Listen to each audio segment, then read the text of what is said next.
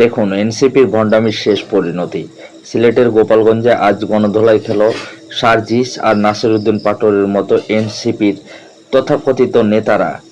জনগণের পিটুনি খেয়ে এদের এখন পালিয়ে বাঁচার পথ নেই।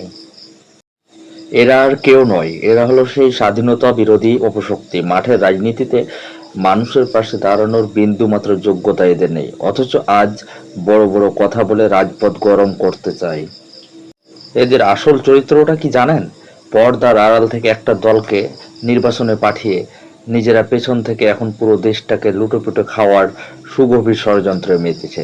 দেশের শান্তি আর জনগণের পকেট কাটা ছাড়া এদের মাথায় আর কোনো চিন্তাই নেই। লজ্জা করে না আপনাদের? সরকারি দল বিএনপিকে মাঠে কিছুটা নরম বা দুর্বল পেয়ে সুযোগ বুঝে মাঝে মধ্যেই তাদের ওপর চড়াও হওয়ার চেষ্টা করছেন।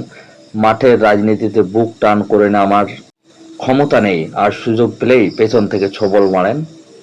গোপালগঞ্জের সাধারণ জনগণ আজ আপনাদের উচিত শিক্ষা দিয়ে বুঝিয়ে দিয়েছে, জনগণ সব বুঝে।